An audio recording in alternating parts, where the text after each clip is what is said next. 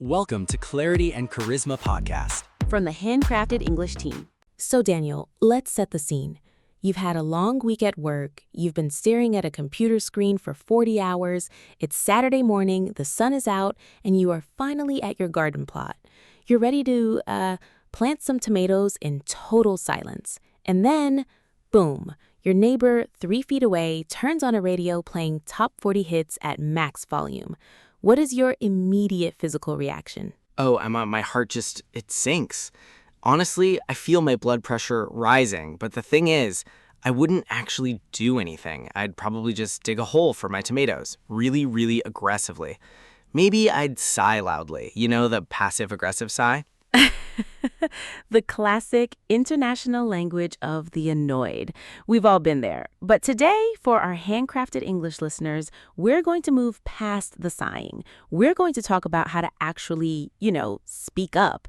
Because in English, especially at that B1 or B2 level, the fear isn't just, I don't have the words. The fear is, I'm going to sound like a jerk and ruin the relationship. Exactly, because I have to see this person every Saturday for the next 6 months. If I tell them their music is annoying, it's going to be so awkward. I want to keep the peace, Emma, I really do. But I also want to hear the birds, not a radio host screaming about car insurance. To keep the peace. That's our first big phrase of the day. It's such a common idiom. It means you prioritize the harmony of the relationship over your own immediate needs. But here is the analytical secret, Daniel. If you don't say anything, you aren't actually keeping the peace. You're just harboring resentment, and resentment eventually explodes. Wow, that got deep fast. So how do I avoid the explosion? If I'm standing there with my shovel and the music is blaring, how do I start the conversation without sounding like I'm attacking them? It's all about the softeners. In English, we use specific phrases to make a request sound like a suggestion. Instead of saying, your music is loud, we might say, it's a touch too loud. A touch, like a tiny bit? Exactly. Even if it's actually deafening, calling it a touch loud gives the other person social cover. It lets them turn it down without feeling like they've done something terribly wrong. It's a very British, very polite way of negotiating space. Okay, I like that. A touch loud. But what if they don't get the hint? What if I say it's a touch loud and they just say, oh, I know, great song, right? And then they turn it up. Then we have to move to the next level of diplomacy. We have to set boundaries. This is a psychological term that has moved into everyday English. It means telling someone what you need for the space to work for both of you. For example, I love coming here for the quiet. That feels scary. It feels like I'm being a boss. Is there a way to check if they're even open to the conversation? Like, what if I'm catching them at a bad time? Great use of the phrase, Daniel, to catch someone at a bad time. This is the perfect intro phrase. Before you complain, you say, hey, Sarah, sorry, I hope I'm not catching you at a bad time, but it's a polite interruption. It acknowledges that they are busy, which immediately lowers their defenses. Okay, so, hey, hope I'm not catching you at a bad time, but the radio's a touch loud for me. Does that work? It's a great start. But let's look at the interpersonal dynamic here. These are people who know each other's names but aren't friends. If you want to stay friendly, you should offer to meet them halfway. Meeting them halfway, so like 50% volume? Literally, yes. Or maybe a time limit. Hey, would you mind using headphones? Or maybe we could have a no radio hour between 10 and 11. That is a compromise. You aren't saying stop forever. You're saying let's share the space. I see. It's not a battle. It's a negotiation. But Emma, I have to ask, what about the phrase pipe down? I've heard that in movies. Hey, pipe down over there. Can I use that? Ooh, be careful with that one, Daniel. Pipe down is what a teacher says to a room full of rowdy children. It's very informal and can be quite, well, it can be perceived as aggressive if you aren't close friends. If you say, hey, pipe down to your gardening neighbor, you aren't keeping the peace. You're starting a war over the zucchini. Noted. No pipe down unless I want a shovel thrown at me. Okay, so we've got the phrases, but I think I need to hear how this actually sounds in a real conversation. Can we do a role play? Let's do it. I'll be the neighbor. Let's call her Radio Sarah. I'm listening to a very loud podcast about, let's say, competitive dog grooming, and you are the peaceful Daniel who just wants to garden. Okay, I'm ready. I've got my gloves on. I'm annoyed, but I'm being handcrafted English polite. And that is why the poodle's haircut was totally revolutionary in 1994.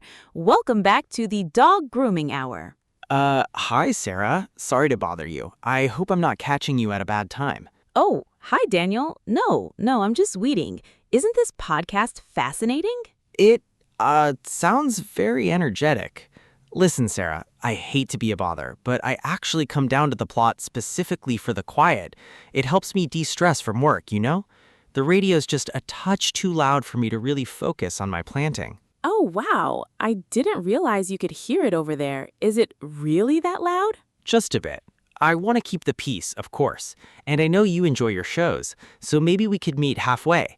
Would you mind turning it down just a little, or maybe using one earbud? Oh, absolutely. I am so sorry, Daniel. I'll turn it way down. I didn't mean to shatter your Zen moment. Thanks, Sarah. I really appreciate it. Those carrots look great, by the way. End scene. How did that feel, Daniel? Honestly, much better than the passive-aggressive sigh. It felt controlled. By using a touch too loud and meet halfway, it didn't feel like I was telling her she was a bad person. I was just talking about the sound. Exactly. You separated the person from the problem. That is the golden rule of professional and social diplomacy in English. When you say you are loud, you are attacking her character. When you say the radio is a touch loud, you are identifying an external issue you can solve together. That's a huge distinction. I think a lot of learners, including me, tend to use you statements because they're grammatically easier. You are loud, you are wrong. But it is loud or the radio is loud is much safer. Exactly. Would you mind is like a magic key for B1 and B2 learners, but there is a very specific grammar trap here that catches almost everyone. Daniel, if I say would you mind, what comes next? Let me think. Would you mind to turn it down? No, that sounds a bit clunky. Would you mind turn it down? Not quite. This is the part where English gets a bit tricky. After would you mind, we always use the ing form, the gerund. So it should be, would you mind turning it down? Or would you mind using headphones? Ah, right. The gerund. It's always the gerund, isn't it? Would you mind closing the gate? Would you mind sharing the tools? Okay, I've got it. But Emma, I have a weird question. If Sarah says yes to would you mind turning it down, does that mean she will turn it down or she won't? That is a brilliant question, and it is the source of so much confusion. Technically, would you mind means does it bother you? So if Sarah says yes, she is actually saying yes, it bothers me to turn it down. Wait, so yes means no? In this specific case, yes. If she wants to be helpful, she should say no, not at all, or no, I don't mind at all. But don't worry, most native speakers are used to people saying yes, meaning yes, I will do that. However, for a B2 learner who wants to be perfect, the best response is always no, I don't mind at all. Okay, so if I want to be a good neighbor in the garden and Sarah asks me to move my wheelbarrow, I should say, no, I don't mind at all, and then move it. Got it. But Emma, what if Sarah is, well, what if she's not as nice as Radio Sarah? What if she's aggressive Sarah? That's where setting boundaries becomes even more important. Sometimes being polite isn't enough. You have to be firm but fair. Let's look at a phrase for that. I'd really appreciate it if. I'd really appreciate it if. That sounds very formal. It's formal, but it's very clear. It signals that you aren't just making a casual suggestion anymore. You are making a specific request. I'd really appreciate it if you could keep the music to your own area. It's hard to argue with that because you're talking about your appreciation, not her behavior. That's hard to argue with that because you're talking about your appreciation, not her behavior. I'd really appreciate it if you could keep the volume down while I'm planting these seeds. Yeah, that feels stronger. It feels like I'm standing my ground in the garden, but I'm still not being a jerk. Exactly. And that brings us to the I versus you strategy we mentioned earlier. Daniel, give me a you statement about the loud radio. You are being really inconsiderate with your loud music. Ouch. Ooh, that feels like a slap in the face. Why? Because you were judging her character. You called her inconsiderate. Now give me an I statement. I'm finding it a bit hard to relax with the radio playing right now. See the difference? In the second one, the problem is your feeling, your lack of relaxation. Sarah can't argue with your feelings. She can argue about whether she is inconsiderate, but she can't tell you that you aren't finding it hard to relax. This is a massive psychological trick in English communication. It's like magic. By talking about myself, I'm actually making her less angry. You've got it. Now let's talk about a phrase that's a bit more intermediate, to pipe down. We mentioned it briefly before, but I want to explain why it's dangerous. Yeah, you said it's for teachers and kids, but what if I use it with a smile? Like, hey Sarah, pipe down a bit, eh? If you have been neighbors in that allotment for 10 years and you have a very close joking relationship, you might get away with it. But for our A2, B2 learners, I would put a big caution sign on that phrase. It's a downward phrase. It implies you have more power than the other person. In a community garden, everyone is equal. Using pipe down breaks that equality. That makes sense. I don't want to sound like I'm the king of the carrots telling everyone what to do. The king of the carrots. I like that. So let's recap our garden diplomacy. We started by catching them at a bad time to show respect. We described the noise as a touch too loud to soften the blow. We used I statements to set boundaries without being aggressive. And finally, we offered to meet them halfway to show we're reasonable. It sounds like a lot to remember when someone's blasting 90s dance music while you're trying to weed your onions. It is. But that's why we practice. Let's try one more scenario, but this time you're the one being loud. I'm going to come to you and complain. I want to see how you respond using the polite refusal or polite agreement phrases. Okay, I'm loud Daniel now. I'm singing along to the radio very badly while I harvest my potatoes. Excuse me, Daniel? Sorry, I hope I'm not catching you at a bad time. Oh, hey Emma. No, I'm just enjoying the harvest. What's up?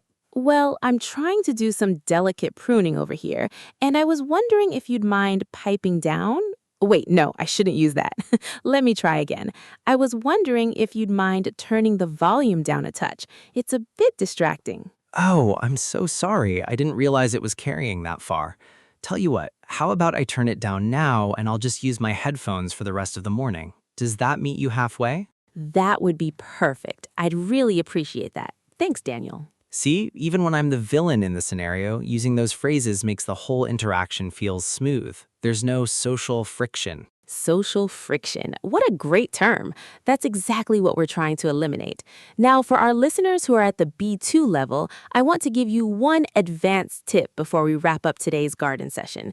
It's called the positive sandwich. Is that a garden snack? I wish. No, it's a communication structure. You start with something positive, put the complaint in the middle, and end with something positive. Ah, so your garden looks great. Positive. Would you mind turning the radio down? Request.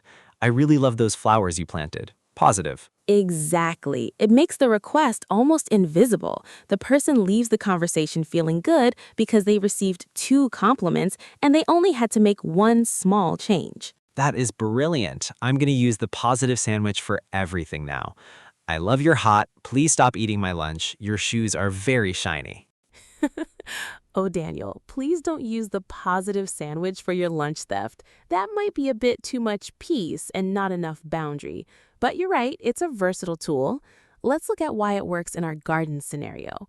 When you say, those carrots look great, you are building a bridge. You are acknowledging Sarah as a fellow gardener, not just a noisemaker. Then the request, the radio is a touch loud, sits in the middle, protected. And you end with another bridge. I love those flowers you planted. It makes sense. It's like buffering a heavy package with bubble wrap so it doesn't break the relationship. But Emma, I have to ask, what if Sarah gets defensive anyway?